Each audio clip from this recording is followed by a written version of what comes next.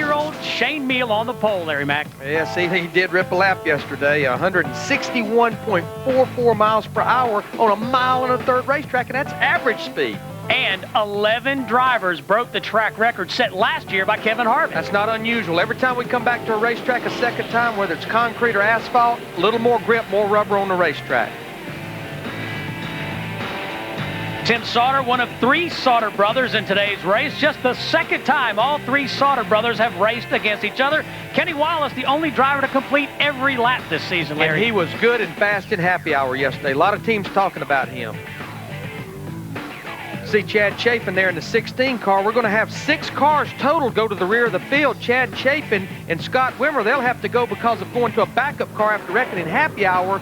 Derek Cope and Dion Ciccarelli, they had an unapproved engine change, and Stacy Compton made it from Martinsville, practiced a little bit there this morning. Mike Chase qualified his car, but he'll have to go to the rear of the field as well, along with Greg Biffle, who wrecked in qualifying.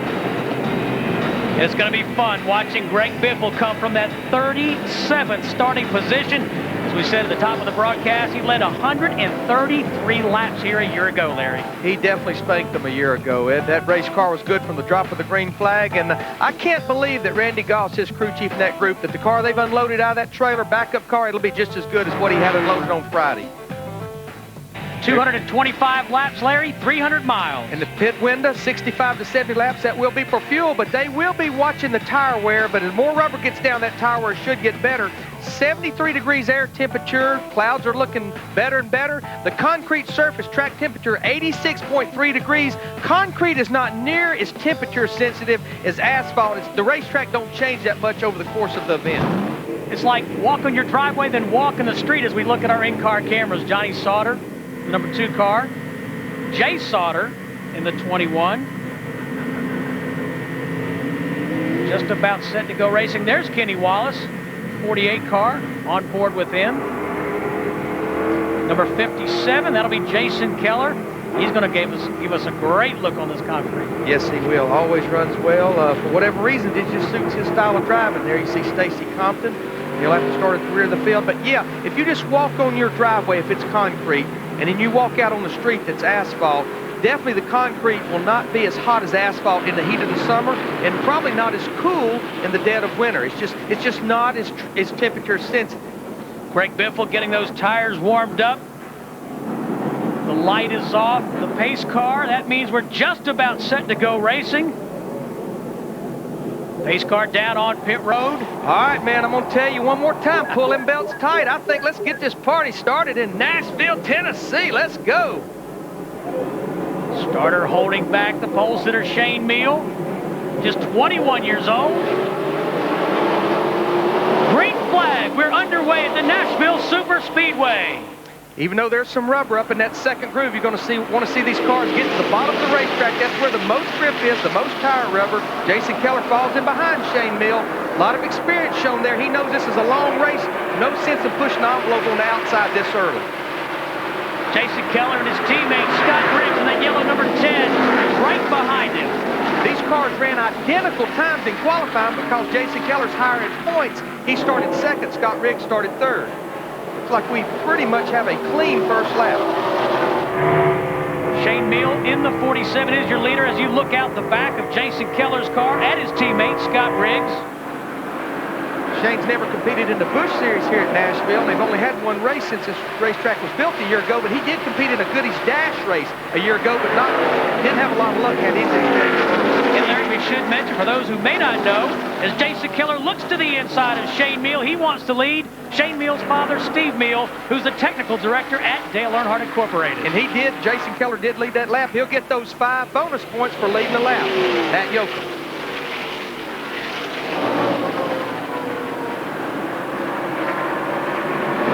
Larry Mack. Hey. That's exactly what his spotter and father, Steve Meal, told him. Shane, you got your 5 bonus points. Now just settle back into that seat and get your rhythm, and let's go all day long. Well, he's following the master at concrete. He's getting an education that you can't put a price on right there, following Jason Keller around this racetrack. This is only the second race that Jason Keller has led this year. The other was at Rockingham, which he won. Keller starting to pull away a little bit from Meal. Trouble, the 95 car. Stedman Marlin in trouble. Everybody seems to make it by. Don't know if Stedman hit anything, but caution will come out. They still have not thrown the caution yet, though. They're going to give him a chance to get going there, and I believe we're going to stay green. I stand corrected. They are going to stay green. Larry, understand the black flag is being shown to the 34 car. Jason White for being too slow. We have a replay here of Marlin underneath the 60. Well, he's down there in the bottom. Looked like his car got a little bit loose, and being on the inside of that car, that makes the tail of the car want to come around and even make you looser, and it just comes around on real lucky. Stacy Compton just gets through. But again, no caution. Greg Biffle was right next to Sterling, or Stedman Marlin, I should say. Sterling is his dad. And Biffle has already made it up to the 25th position. We've only ran 5 laps. He's got a good race car. He just needs to show some patience here. Made up 12 positions already. Pulls up on the back of Kerry Earnhardt, Terry Bradshaw on car, the 12 car there. Terry Bradshaw with a very enthusiastic start your engines button. I think Terry Bradshaw's enthusiastic when he does his laundry. The 14, that's Larry Foyt alongside Scott Riggs in the 10. That's a battle for the 4th position. Riggs able to shut the door on Foyt for now. The 21, that's Jay Sauter just behind Riggs. Sauter running in the 6th position. Jay making that first start in that 21 car. And you know, Larry, I was talking to Butch Hilton, the crew chief on that car. He says that that team, the Richard Childress Racing team, they want to win the owner's title. They'll have 2 different drivers. Jeff Green will run about 21 races. Jay Sauter will run the other one. And what we have to remember, when a car finishes a race and gets points, we got a battle for second right here between Shane Mill, Bobby Hamilton Jr., is you get the same amount of points. The owner gets the same amount of points as the driver gets. And Butch Hilton told me the same thing this morning. He said, we would love to win an owner championship, because that basically says we're champions with 2 different drivers.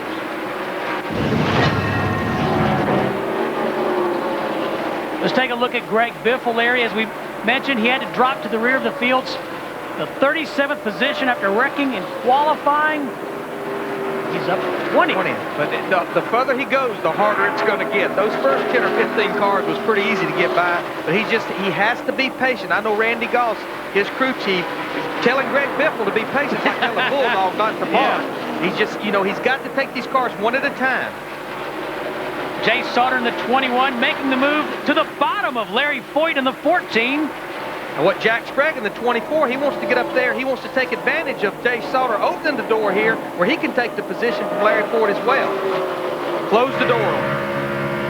Riding with Jay Sauter in the 21, making his first start in that car. But Larry, he tested down here. He tested here. He's done a lot of testing for Richard Childress Racing. Actually tested Dale Earnhardt Jr.'s car at Talladega over the winter. He has been their test pilot all winter long. And crew chief Butch Hilton told me he's one of the most valuable members of the entire Richard Childress Racing team because of all the testing he does on the Winston Cup and Busch side. He gives great feedback there. You see Jack Sprague in the 24 car. He was trying to get to the bottom of Jay Sauter in the 21. Meanwhile, bringing Hank Parker Jr. in the 36 with him, Mike McLaughlin as well. We have a caution on the speedway. I believe we may have a little rain shower. Don't say that word, Larry. Don't say rain after what we went through in Texas. Okay. Moisture. Liquid sunshine. There you go. Just a little clearing shower. Yeah, just there you go. Just a little shower. We're not going to use the R word. Jason Keller is your leader. Shane Meal, the pole sitter, led the first lap. Keller has led since then. And Larry, I'm going to be honest, I don't even see any rain, so this is going to be a slight delay. I'm optimistic. That's it. Like I say, just Dick Beatty used to tell us when to Cup director, just a little clearing shower, boys. Get your cars ready. Need to mention also here at lap 18 that we have 4 cars behind the wall. Dion Ciccarelli in the 84, Jimmy Kitchens in the 52, Jason White in the 34, and Brian Weber in the 8 car. They're trying to make repairs, and also Mike Harmon made an unscheduled green flag stop in the 44.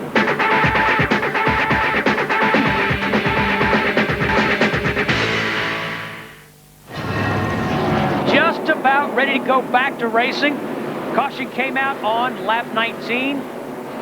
42 laps have been completed. Just real quickly, a couple of cars in the top 10 elected to come in and top off with fuel. That'd be Bobby Hamilton Jr. He went from 2nd to 33rd. Tony Raines went from 10th to 36th. What they'll gain on this, everybody that stayed out will have to pit as we get the green flag. They'll have to pit around 75 to 80 go to lap 110. The downside of that strategy is you're starting so far back, get yourself in trouble if you're not careful. I understand the strategy, Larry, but boy, it's tough to give up that track position to get back in the pack. Yes, it is. You get back there, your car won't turn back there in that traffic, and you can get yourself in trouble. All right, let's reset the leaders. Jason Keller in the 57 is your leader, followed by Shane Meal in the 47, Scott Riggs in the 10, Larry Foyt in the 14, Jack Sprague in the 24, green wide, Jay Sauter in the 21. Boy, Hank Parker Jr. in the 36, he drove under Jay Sauter in 3 and 4. Jay Sauter got real loose up the racetrack. He's recovered here, though. He's up in that second groove. Hank Parker working on that quarter panel right there, trying to make him a little bit loose, trying to bring Mike McLaughlin in the 18 with him. On board with Jay Sauter in the 21, Hank Parker Jr. there in the 36. Looking on the inside, Parker hasn't had a win since California last June. Now he's come to life. Matt Yoakum was telling me while we were at break that his rev limiter before that caution, which is a box that's hooked in the ignition system, and you put a chip in it, which basically will start cutting cylinders off if you're turning too many RPMs. It was going off way too early. They have 2 ignition systems. They flipped it over to the other ignition system. It has a separate ignition box. Looks like it's come to life here. Larry, look there, Scott Riggs in that 10 car, Jason Keller's teammate. He's taken the second position away from Shane Meal. Boy, Sauter and Parker just going at it. Mikey McLaughlin, the 18, right behind him. This is a battle for about 6 to about 11. Ashton Lewis in the 46, that white and red car, he's a part of that. Johnny Sauter in the 2, just behind them. Jason Keller continues to lead. Johnny Sauter on board with Johnny, that blue deuce. The green car, the MB&A car just ahead, that's Mike McLaughlin. McLaughlin in the 8th position. Ashton Lewis in the 46 in the 9th position. I'm just so impressed with this side-by-side racing. We wouldn't even think about seeing this a year ago. You see Jay Sauter in that 21 running that second groove. He don't maybe have quite the grip. He looks like he's going to have to get behind Hank Parker Jr., but Mike McLaughlin in the 18 pulls up underneath him. Just don't have quite the grip in that second groove up on the exit of the corner. Mike McLaughlin 18th a week ago, but second at Bristol. Johnny Sauter, you're riding on board with him. He's 10th in points. Rookie in that number 2 car. Ah, now we have brothers, the 21 and the 2, and that 60 car's up in there, Larry. In 12th position from dead last to 12th. Boy, they got Jay Sauter in that 21 all the way up out of the groove that time. But in 40-something laps and a half, I'm under caution. He's to 12th place, Greg Biffle. Saw the 5 car there. That's Ron Hornaday Jr. He's filling in for Ricky Hendrick.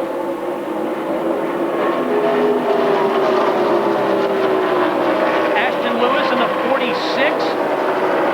He's an engineering graduate of Old Dominion University. His brother Charlie is the crew chief. See Randy LaJoy up there in that 7 car. Those guys came up here and tested, and he actually won the last race that they ran at the old Nashville Fairgrounds Speedway 2 years ago. Joy coming in here with 2 consecutive 7th place finishes. In 190 consecutive Busch starts, it goes all the way back to February of '96. Randy LaJoy, a 2-time Busch Series champion, won the championship in 1996 and 1997. Larry Foyt in the 14, 24, Jack Sprague. And all of a sudden, Larry Foyt, John Wolf is crew chief, that 14 car, these guys have come to life. Good run at Texas, good run top 10 back at Rockingham. I talked to John Wolf, his crew chief, this morning, said, Larry, we were really good in happy hour. And what they did, because of the weather threatening yesterday before qualifying, they spent about 2/3 of their practice before qualifying working on race runs. And Larry, as we watch Larry Foyt in the 14th, Sprague to the bottom side, he's going to get that position. Larry Foyt said, I didn't even think my qualifying lap was that good, and he started this race fifth. I think it's because he didn't overdrive his race car. It didn't feel fast.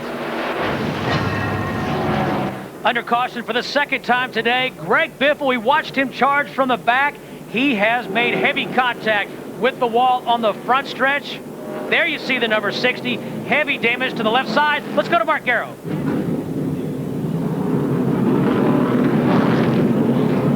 Just before that accident, Greg Biffle's crew chief had radioed into him, or Biffle had said the car's too tight. Let's go to Matt. And the 57 car, his crew is already on the left side. He's a little bit tight in the center of the corner, but he told his crew chief, Steve Addington, don't loosen me up too much because it will hurt me on entry. And he beats the 24 car off pit road, but he will not beat everyone off pit road. All right, now let's take a look at what happened to Greg Biffle in that 60 car. That's LaJoie in the 7, the 46 Ashton Lewis just behind them. Well, just like he slid up in front of Randy LaJoie, got loose. Randy may have got in back of him just a little bit, hard into that outside wall right here at the start-finish line. Let's take a look from the in-car. You watch his hands. Watch his hands. That'll tell the tale. There you see, turning back right, chasing it. Turn it hard to the right. Working that wheel, but oh, hard in the wall. All right, green flag out. Tim Sauter, the 19, is your leader. The 54, Kevin Grubb to the outside of him. The 33, Tony Raines in third. All these cars, Tony Raines included, they pitted during that caution period before we went back racing during the rain time.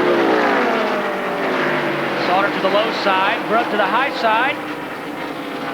You know, when this season started, Kevin Grubb was looking for a job. He didn't have a ride, Larry. Now he has a full-time job, and I think Mark Garrow is with Greg Biffle, who brought this last caution out.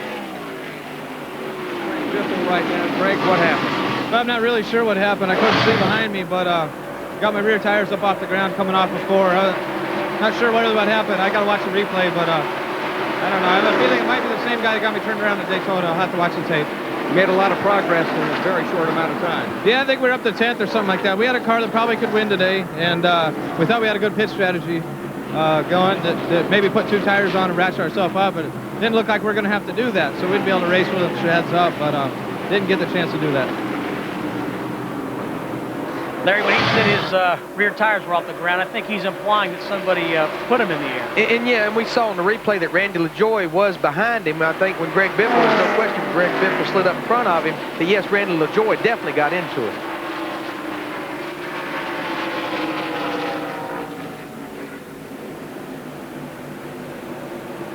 Jack Sprague in the 24. It's a battle for ninth. Scott Wimmer in the 23 and Jason Keller, the first car out there in line that has 4 fresh tires. Scott Wimmer qualified in the 11th position, but hit the wall on the second lap of happy hour practice yesterday. And they got this car out there in practice in happy hour, but his crew chief told me it was not that prepared to go out there. All they did is go out there and make sure nothing was leaking. Jason Keller looks to the inside of Wimmer in that blue and white number 57, the Albertsons car. Gets by Wimmer. And we have caution again. Ashton Lewis in the number 46 car. Lap 79, caution flies for the 3rd time. So Greg Biffle not the only one having a tough day. And Larry, Ashton Lewis, we see smoke on the left side, and the right side. He had moved up into the top 10 for a while. Yes, and he was able to stay on the lead lap, but they've got to come to pit road. A lot of damage on that race car, and the big problem right now going around here trying to get caught up with the fields, that right front tire rubbing so hard could blow out. Let's see what happened, Larry Mack. This is going through 3 and 4. Like he got a little help from... looks like the 36 of Hank Parker Jr. Slides around. Almost corrected. He's going to turn back hard there, hard in the outside wall. A lot of damage to that front end.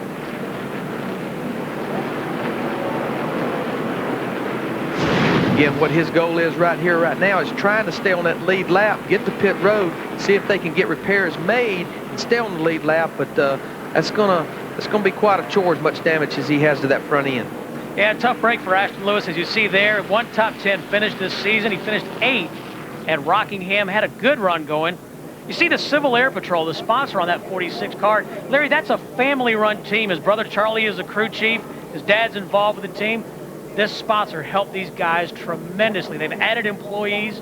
You see Kevin Grubb, the leader, to pit road. Now remember, these guys, it's been a while since they were on pit road, lap 38, so they've run almost 40-something laps. Kevin Grubb, Jamie McMurray in the 27, Stacy Compton, Tim Sauter in the 19. So now all those guys up there leading, they didn't really need this caution. Let's go to Mark Garrow.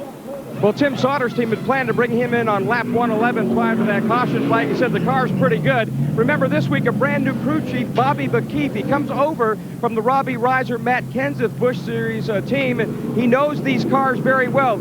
Alec Pinsino, who owns this team, bought the Chevrolets for his operation from Robbie Reiser. So McKeefe, even though he's a new crew chief, he knows these cars. He knows this specific car very, very well, and obviously they've got it pretty well dialed in early on in this race. Looks like the lights are off atop the pace car, which means we're about to go racing. We've had 3 cautions today. Now, the way Tony Raines in the 33 is the leader, he pitted last on lap 41, has elected to stay out under these last caution period, but he's got a mirror full of Jack Sprague in that 24, and behind him is Jason Keller in that 57 car. Brings him down, slow restart, green flag. Tony Raines, your leader on lap 84. 225 laps make up the distance, 300 miles. Busch Series Racing on FX, the Pepsi 300. Jack Sprague, that 24, wasting no time. Tony Raines moved to the bottom.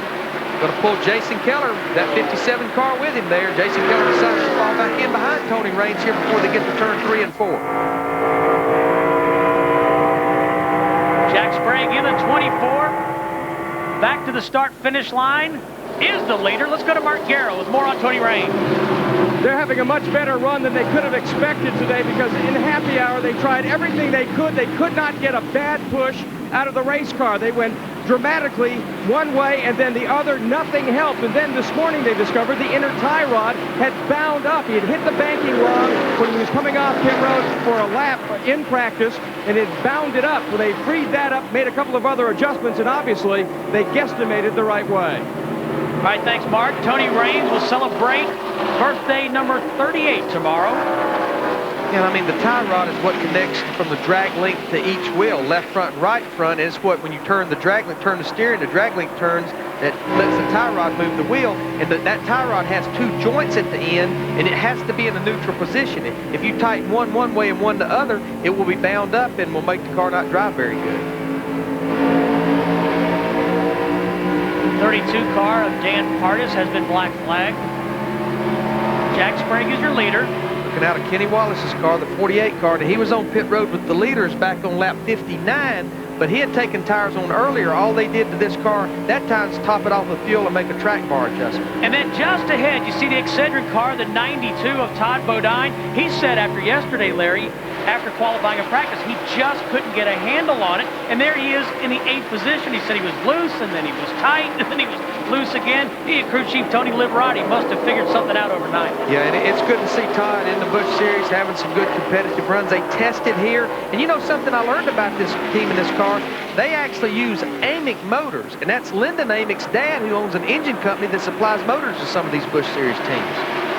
Lyndon Amick in the 26 car, listed in the 22nd position.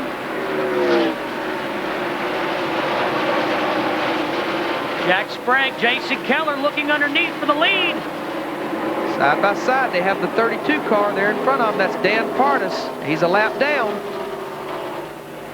Jason Keller being very particular where Dan Pardis is going to be, where he wants to try to get by him at. Yeah, he doesn't want to make a mistake because he's not sure which way Pardis is going to go. Absolutely not. He'd prefer to pass him here on the straightaway. Still a long way to go. 255 NASCAR Busch Series career starts for Todd Bodine, 13 wins. And you know something I don't think a lot of people know, the Herzogs own this 92 team, but Reggie Jackson bought into this race team. He's part owner in the 92 car. Mr. October. September, August. Yeah, exactly. They're another team that raced in the ASA series, Larry. They also have raced trucks. They've done the Pikes Peak Hill Climb, the Herzogs I'm talking about. So they've done a lot of different races. And, of course, this is the team that Jimmy Johnson drove for and I think won the race at Chicago last year. 10 car of Scott Riggs. Jason Keller's teammate is 11th. What's going on with Scott, Matt Yoakum? Well, Steve, you remember last week at Texas in the Winston Cup race, we told you the story about Ward Burton not having good radio communication with his pit. He was having some kind of electronic problem. Well, the same goes for rookie Scott Riggs. the mic in the helmet is not working. The team cannot hear what he is trying to relay to them about his race car. So now they're asking him to just key his mic twice for yes and 1 to no, as the 18 car is on pit road. Boy, Larry, it sounds like a cliche. Matt was talking about the communication there, but you have to be able to talk to each other. Yes, I mean, it's so important. I mean, I can remember when we really didn't have radios. I know I'm telling my age here just a little bit, but radios become so important with the crew chief, especially the spotter on top of the grandstand. Mike McLaughlin in for 4 tires full of fuel, and he's away.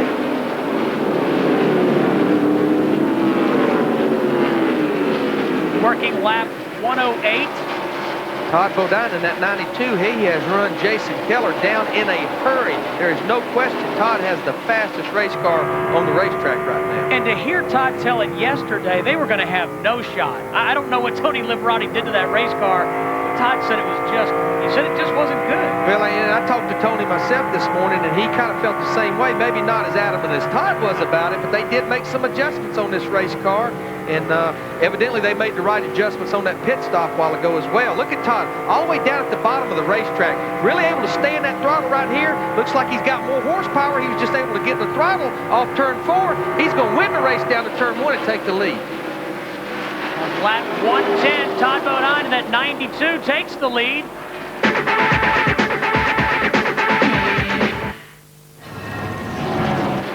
Welcome back to Nashville Super Speedway.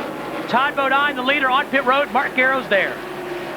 Going over on the right-hand side, Chad Smith has jacked it up. The rear tire changer has already made his run through there. That's John Fertura. He comes swinging back around. The front tire man, though, has beat him. They've got a problem on the back. And now Fertura comes back around. So big problem on the right rear of that car. This is going to be an extended stop for Todd Bodine. He's down and away. 4 tires. He's gone. No changes. Over to Matt. All right, thanks a lot, Mark. Green flag stop for Todd Bodine. Trouble on the left rear tire. Also should mention, Larry Mack, that Tony Raines pitted just a lap before, also under green flag. Yeah, and I mean, what happens in Larry Ford in the 14, Shane Mill in the 47, these pretty much are all scheduled stop. You have to maintain that 45 miles per hour down pit road. You go almost a lap and a half down from leading the race to when you make a green flag stop here. There's Raines in the 33. Bobby Hamilton Jr. in the 25 is the leader of the race. He goes by Tony Raines. 14 of Larry Foyt is in. Again, these are all routine stops, but nobody can make it on this stop right here. They'll have to be back on pit road at least by lap 160. Matt Yoakum. They've already gone to work there on the left side of the car. No chassis adjustments for Larry Foyt. A little trouble on the left front. He's down and away. Thanks, Matt. Larry Foyt with 1 top 10 finish this year. We've documented, finished 10th at Rockingham. Bobby Hamilton Jr. started 4th. We've completed 129 laps today. 225 make the distance. As I mentioned earlier, again, walking through the garage this morning, a lot of fingers pointing toward this race car based on happy hour. Not just because he was fastest in happy hour. Being fastest, cutting that fast lap don't necessarily mean that you're good for long runs, but everybody was pointing that race car. Say, let me tell you something, 15, 20 lap runs, this car is good. Jay Sauter in 21, he comes to pit road for his green flag stop as well. And what really hurts you also on these green flag stops, and boy, Ron Horner, he just came on the pit road. He almost didn't make it in the 5 car, is you come in off of turn 4, but once you get to the end of pit road, there's an access road that goes on below turn 1 and 2. There's no speed limit there, but you can't run that fast. You come back out on the racetrack turn 2. So a lot of time from coming on the pit road at turn 4 and leaving pit road over in turn 2. A lot of time lost, especially under green. Bobby Hamilton Jr. in that Marines car. Started 4th. He's led 6 of 131 laps. 22 cars on the lead lap. 3 cautions for 33 laps this afternoon here at the Nashville Super Speedway. And we've got a car in the wall at turn 4. Oh, Hank Parker Jr. is having a great run to 36. And caution is on the speedway, and this is really not a very good break for people like Todd Bodine, those guys making these green flag stops, because they are going to be a lap down. Bobby Hamilton Jr. comes back around to receive the yellow flag. 4th caution this afternoon, coming on lap 132. Hank Parker Jr. in the wall in turn 4. Welcome back to the Nashville Superspeedway. We're about to go back to racing. Jason Keller is the leader. He's led 81 of 139 laps. But he's going to line up 4th in line. Kenny Wallace in the 48. Jay Sauter in the 21, Tony Raines in the 33 lines up in front of him. And we try to explain this every week to the fan because I know it can be complicated. These guys had made green flag stops. They were a little more than a lap down. But when the caution comes out and the leader like Jason Keller comes to pit road, these guys were able to pull up to the back of the pace car, so they actually made their lap up while Jason Keller and that group was on pit road, so they're at the tail end of the lead lap, needing a caution bad right now. Jason Keller in heavy traffic, and we've got one on the wall. That's 73. That's Jason Schuler. He had actually moved up into the 7th position. What a shame. Oh, that's too bad. Good run. Drove Matt Kenseth's car at a few races last year, Yep. the 17 car. His first start of this year, the 2002 season. It worked some pit strategy and worked themselves up into the top 10 after starting in 32nd position. And he's going to go straight to the garage. But this is the break that Kenny Wallace in the 48, Jay Sauter in the 21, Tony Raines, and Shane Mill, all 4 of those cars will make the lap up. They didn't want to see a man like Jason Schuler have a problem, but they did, as we were just speaking, needed that caution. Pace car is off. Jason Keller gets the green flag, leads the field down into turn 1, followed by Jack Sprague in the 24, Bobby Hamilton Jr. in the 25, Randy LaJoie in the 7, Johnny Sauter in the 2 car. Keller gets a good start on that restart, Larry. Boy, they're 3 wide down the back straightaway. Todd Bodine in that 92 car. He's trying to get up there to Jason Keller. What he needs right now, remember, he's a lap down from that green flag stop. He wants to get up there and battle with these guys, trying to get that lap back. Hopefully, if a caution comes out for him. Mike McLaughlin in the 18 car in the same position. Wants to get up there with Todd, stay with him. Maybe they can catch a caution, get their lap back here with less than 80 laps to go. Jason Keller in the 57 has led 88 of 146 laps. Jack Sprague right behind him, trying to win his first NASCAR Busch Series event. Jason Keller, I know he's on fresh tires here right now, but his car looks much better rolling through the middle of the corner, rolling around the bottom of the corner than it did the last couple of runs. Sprague, he's moving up on the 57. He wants the lead, Larry. Running a little bit higher line off the corner, trying to keep those RPMs up, keep it round up. Keller with 6 NASCAR Busch Series wins.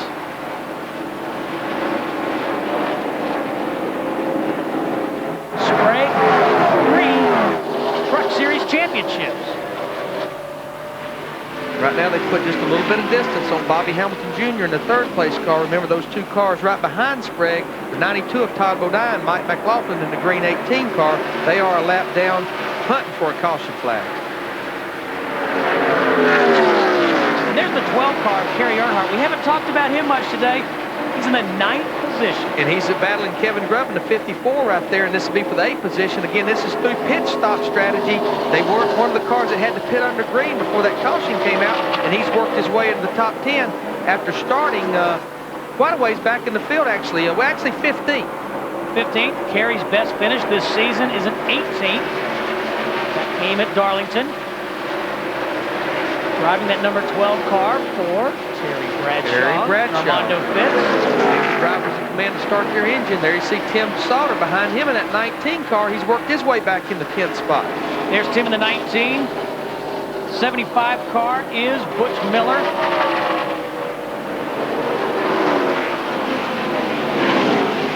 That was not a battle for position. Butch is listed in the 21st position, a lap down. You know, Mark Garrow talked about the 19 car a while ago, the new crew chief, Bobby McKee, and he talked about him coming from Matt Kenseth. He was actually the car chief on Matt Kenseth's Busch car. What the car chief is, he's pretty much like the assistant coach.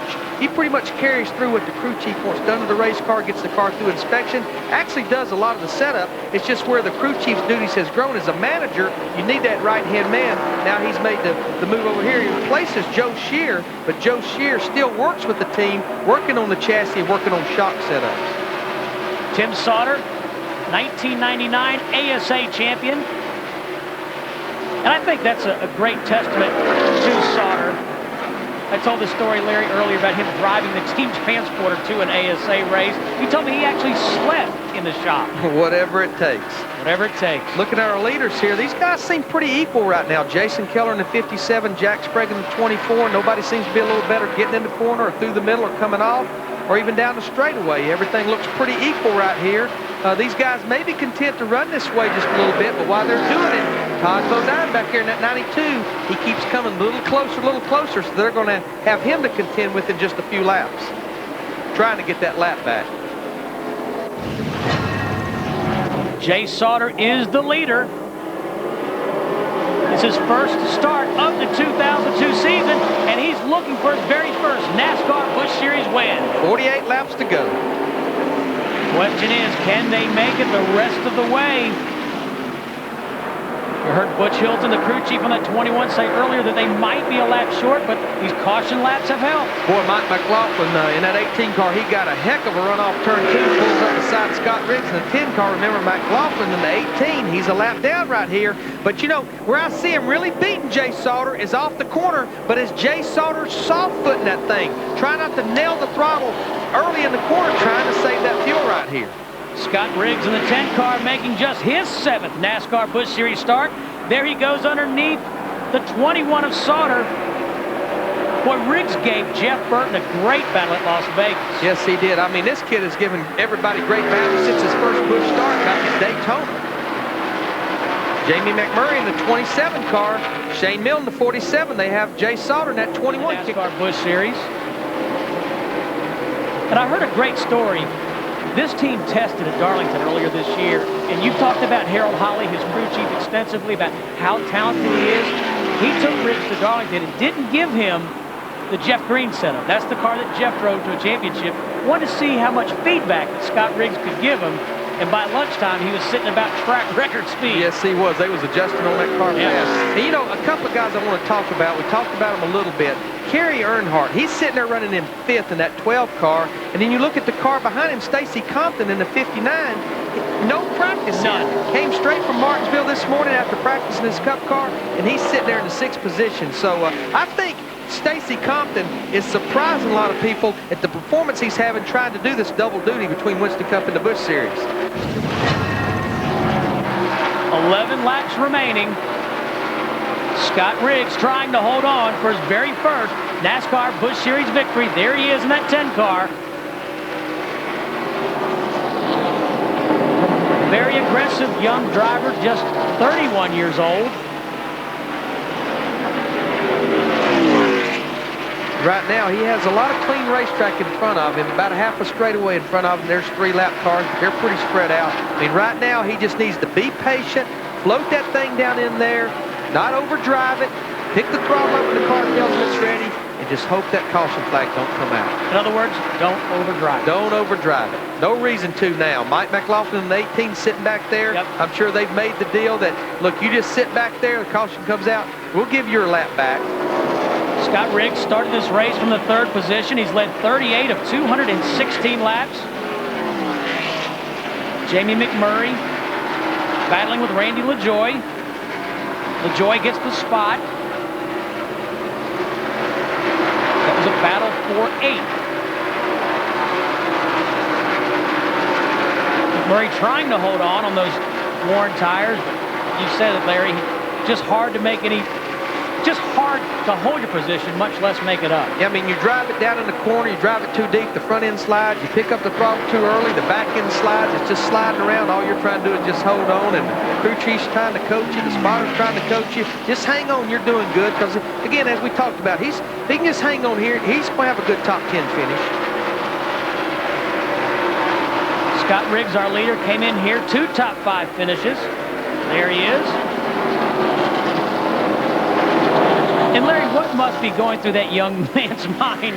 I mean, it is a major accomplishment to win at this level. Well, yes, I mean, he's a racer. He knows it's not over until it's over. And, you know, we've been talking about Bobby Hamilton Jr. running him down. I've been clocking Scott Riggs and Bobby Hamilton Jr., and they're running exact lap times right now. And I'm sure Harold Holley is making Scott Riggs aware of that. Matt Yoakum. Well, Larry Mack, he came on the radio, Harold Holley, and told his driver, Scott Riggs, you're looking good, 4 seconds. And Scott Riggs came on the radio, but remember, he was having some microphone trouble earlier, and it was very staticky. They couldn't make out what Riggs was saying. And Harold Holley said, Scott Riggs, I don't know what you said, but you go, boy, you go, boy, you go, boy. You go until you see a checkered flag, and then you run another lap just for insurance. Scott Riggs came in here 7th in points his rookie season, just 111 out of first. He'll move up because, as we said, Jeff Green not here today, the points leader. Only the second race here at Nashville Super Speedway. You have to remember back a year ago, Greg Biffle in that 60 car gets his first Busch Series career win in his rookie season. Yep. Scott Riggs has led 42 laps out of 220. 17 cars on the lead lap. We've had 7 cautions for 54 laps. 10 cars listed as off the track. He's in some pretty heavy lap traffic right here. He just needs to be careful. You got a good lead. Just get by one. Ease by him. They won't let you by through the corner. Just back off. You'll get them on the next straightaway. Plenty of time, plenty of room. It's Brad Baker in the 28 car. Just ahead of him. And he's doing his job too. I mean, he's still on the lead lap in 17th position. He's trying to stay on the lead lap. So he's doing what he should do, but he just needs to be careful as well with the leader. There's Scott Riggs' wife. Well, he's hung in some heavy traffic right now. We'll see what the interval next time they come by. We'll see what it ends up. Still holding it just a little over 3 seconds. Butch Miller in the 75 just ahead. Kevin Grubb in the 54.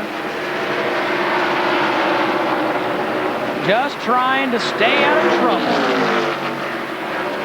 Kevin Grubb in the 54 car right now. He's still on the lead lap. Listed as 16th. As Riggs goes by Butch Miller. 2 laps to go. 2 more times. Got some clean racetrack now. Float that thing down in there. Just be smooth with it. Scott Riggs trying to become the 95th different winner in NASCAR Busch Series history. Right now, the lead's down to 2.5 seconds. Next time by, we'll see a white flag. Bell lap coming, Steve. White flag in the air. 21 cars out of gas coming to the white flag. Jay Salters out of fuel. Loses 2 or 3 positions. He'll never make it back around. And his crew chief, Butch Hilton, said they were going to be a lap short. And he wasn't far from it. Meanwhile, Scott Riggs on the backstretch. Won here last year in the Truck Series. 5 finishes of 9th or better in 7 starts this year. Here he comes off 4. Scott Riggs will win the Pepsi 300 here at the Nashville Super Speedway. Jack Sprague finished 2nd. Bobby Hamilton Jr., what a comeback. Finishes 3rd. Scott Wimmer in 4th. Jason Keller 5th. Randall DeJoy in 6th. So teammates Scott Riggs and Jason Keller finished 1st and 5th. And Scott Riggs' wife, she may not be able to believe it, Larry. And Scott Riggs may have won his very first NASCAR Busch Series race, but Larry Mack, he does a burnout like a veteran. Boy, Jeff Green, hey, I thought he was the king of burnouts in this 10 car, but Scott Riggs did a well of a job as well. A burnout that John Force would be proud of. Boy, every win is special, but there's nothing special like that first one. Scott Riggs, in just his 7th career start, wins his first NASCAR Busch Series race. Matt Yoakum is in victory lane. Take it away, Matt. Well, this young man's going to climb out a first-time winner in the NASCAR Busch Series. Jumps up on the door. It's the firework. Oh, here we go. The Gatorade shower. Even gets his lovely pregnant wife, Jay. Well, Scott, congratulations. Man, it's awesome. Got to tell all the guys, though, you know, we stumbled a little bit in the pits there, had some lug nuts fall off, and knew we had a good car, and those boys never gave up, man. And Harold Holly, he's the man. He sat down last night, figured out exactly what this car needed, what the difference was. Guys did a great job, and got to thank a lot of people. My pregnant wife for putting up with me all this time. Of course, Nestle, Toll House, Juicy Juice, Coffee Mate, and ST, all those guys. Got to thank Greg Pollux, too. He had faith in a rookie, didn't know who I was or what we could do, and man, he had faith. There was a lot of pressure taking over this ride. 13 wins in 3 years. Yeah, you know, these guys are used to winning 6 races a year, 5 or 6 races a year, and you know, I'm hungry to get one too, and now we finally got one. That's awesome. We're gonna keep on doing it. But it's the man right here. That's the man. It's the man right here. That's my long-lost brother that I never had right there.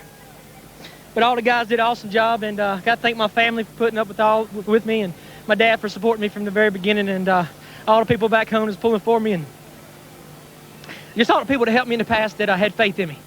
A dream come true. He takes us forward to victory lane, becoming the 5th first-time series winner in the last 13 months. To Mark Garrow. Well, the runner-up for the second week in a row, Jack Sprague, he's able to force a smile. He had an awful good race car. How disappointed are you didn't win? Well, it kind of like last week, 50-50. I mean, these guys are getting so good at getting these cars where we need to get them. And, man, it's been, what, 6 races, maybe 7, and we're close. So, man, the learning curve's been a lot faster than I thought it would be. The Net Zero Chevrolet's awesome. In clean air, it was unbelievable. It was by far the fastest car on the racetrack. But when I got behind, you know, like everybody else, the car would aero push. And Keller and myself kept swapping the lead back and forth. And we just got snookered. You know, they took 2 tires, we took 4, come out 10th, and had to go back, drive back to 2nd or 3rd there. It was just hard to do. One thing he can smile about, he's the new point leader of the Busch Series. Steve? All right, thanks a lot, Mark. Take a look at the results from today's race. We a lot of drivers who had their best career finish. Bobby Hamilton 3rd, McMurray 7th, Kerry Earnhardt 8th, Stacy Compton 9th, all career best finishes. Look at Tim Sauter finishing in 10th, and there you see Jay Sauter finishes in 15th, 1 lap down. Even though he was pushed across the start-finish line by his brother, you cannot receive assistance on the white flag lap. All 3 Sauters in the top 15. Casey Mears ends up 23rd after a good run, 2 laps down. Yeah, he ran as high as 6th today, Larry. Casey Mears did in that 66. Good run for him. Jason Schuler, he was in the top 10 and ends up falling out of the race. Let's take a look at our new point standings. We've said several times today, Jeff Green came in here as the points leader, but he was not in today's race. How about Jack Sprague, your new points leader? He was right there on the heels of Jeff Green. There you see Greg Biffle took a big hit. He came in here 3rd and goes back to 6th. So a lot of swapping there in the Busch Series top 10 points. Johnny Sauter drops from 10th to 11th. So Scott Riggs wins his very first. Oh, there's the Gibson guitar. I wonder if he can play that thing. I don't think it matters. It don't matter right now. Trophy case. Signifying you have won at Nashville, Music City, USA. Well, great job today by Scott Riggs. Jack Sprague finishes 2nd. Scott Riggs gets to enjoy the spoils of victory. And Harold Holly in that group, again, enjoying some great years with Jeff Green, winning races, winning championships. But you know what? They proved you put a good race car driver in that car. I'm sure they missed Jeff Green, did a great job. But they're back. They're back in winner's circle.